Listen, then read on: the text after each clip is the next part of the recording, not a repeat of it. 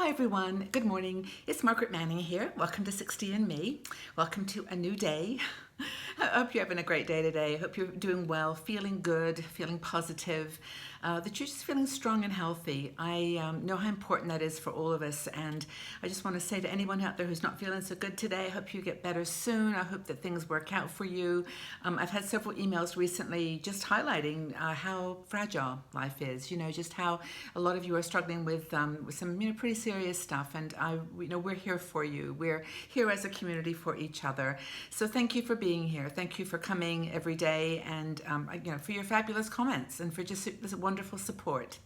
So I want to remind you, by the way, that we've just done some changes to our website, 60andme.com, and I hope you like it. We are trying some new kinds of articles, lots of fun quizzes, and just more maybe current event kind of news, positive news, hopefully, and also in addition to all the great bloggers that write for us and for you, and we hope that you enjoy it. We'd love your feedback.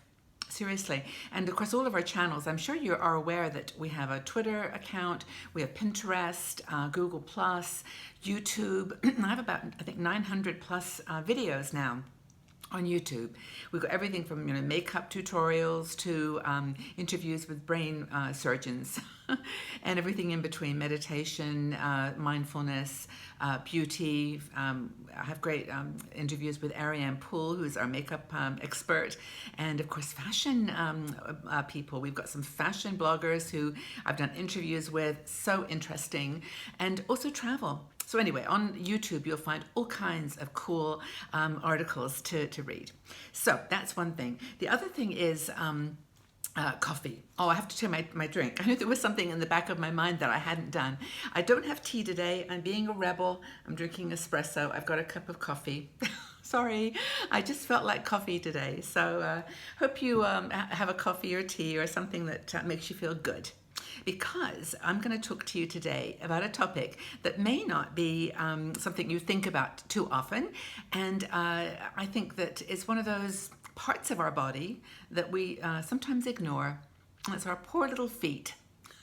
We've got a great blogger, Diane Lansing. She is a nurse and wrote this article about ways to take care of your feet after 60.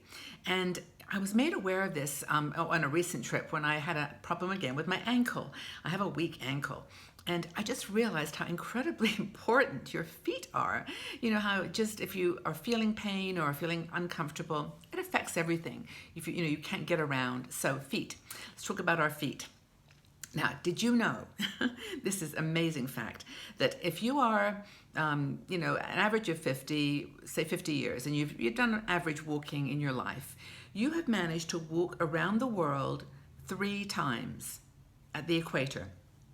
3 times. So by 60, you've probably read 3.5. Seriously, isn't that incredible when you read that statistic? And actually, I looked it online because I didn't believe you, Diane. I thought I better just have a quick look. And it says, this is what I found. This is if you step approximately 7,500 steps per day, and this is if you get to be 80 years of age, you'll have walked 216,262,500 steps. That's the average person with an average stride living to 80.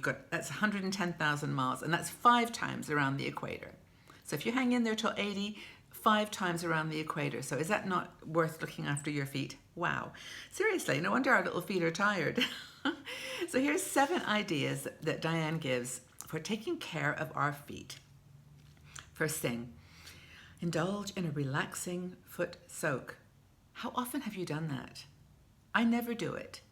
When I was in Bali, you go to have a massage, and it's the first thing they do before they give you any massage is they soak your feet in warm water with some essential oil or some bath salts. It's so amazing. So I would say, and Diane says, 15 minutes with a foot soak. Don't get up, just relax. You can look at your phone. And apparently, this is a really great soothing exercise for stress too. So foot soak. And it doesn't matter if you put anything in the water, just the hot water is great. Pamper your skin in general on your feet. Now, I don't know if you do this often, but when you wash when you have a shower, or a bath, come out of the bath and you always dry yourself off quickly and then on you go. But take a minute this time to put some lotion on your feet. Our skin gets thinner as we get older.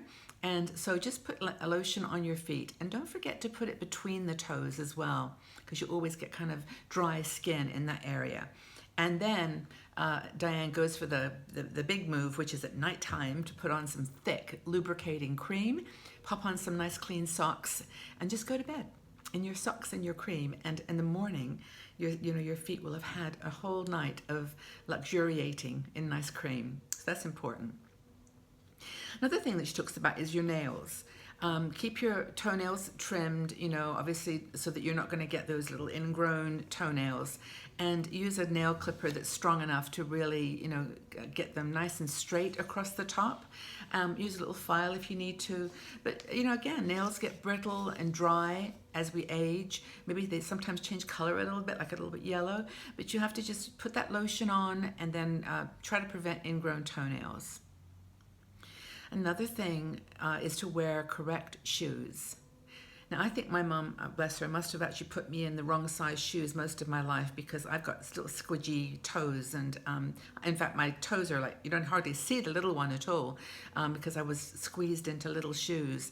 And, as you get older, your foot gets wider, so it even becomes more important to find a good fitting shoe, that lets your feet spread out, doesn't crunch up your toes. And another thing that Diane warns about is that your sizes do change, when you get older, and your feet swell during the day, or most people's do. So if you're buying some new shoes, go out in the afternoon or evening, because that's when your feet will be at their biggest in the sense of swelling. So it's a really good idea to do that. Another thing that is reminded here is, I think, very, very important is, we look at our fingernails, we look at our bodies, our hair, our face, we check out everything, our breasts, we check, and stomachs, but we don't often just sit there and look at our toes, look at our little feet. And if there's anything that's going on, like thick toenails, yellow color that's excessive, poor circulation. If you put on socks and then after a couple of minutes you see them getting like swollen a little bit around the socks, you're holding water, so just make it an exercise to sit down with your feet and have a look at them, have a conversation, and just take care of them. Just treat them like any other part of your body that needs extra care. It's really important. And then finally, of course, exercise. There's nothing wrong with exercise for your feet. They love it. And feet continue to benefit from exercise until until you're older. So, and also when you've got great feet, solid, strong feet, then you can balance better. So it's really super important to make sure that you're taking care of those feet and keeping strong. And I think finally, along with that, is never ignore pain. If you're feeling pain in your foot, pain is a sign that there is something wrong. And they shouldn't hurt. Your feet shouldn't hurt, just like any other part of your body. So take good care of them, and just follow that advice. Read the article; it's really detailed, and it goes into all the cool things you can do for your feet. Hope that's been helpful. I know it's maybe a bit boring. It's not exciting as fashion and beauty and all the other cool stuff, but feet are feet. And when you think about how much we need them to get trucking around the world and, get those 110,000, whatever it is, miles every year, do it. Just do it. And take good care of yourself. All right, so I'm now actually wriggling my toes as we're talking here, so I haven't got any shoes on, so I'm going to take a look and make sure they're okay. But I'm going to go for a walk, which will definitely help them. So tell us, what do you do to look after the health of your feet? What do you do? We'd love to share the information. Put it in the comment section below. What do you do to look after your feet? And I'll read the comments we'll join in too. And just take care of your whole body and your heart and your soul. Just be a whole person in your 60s.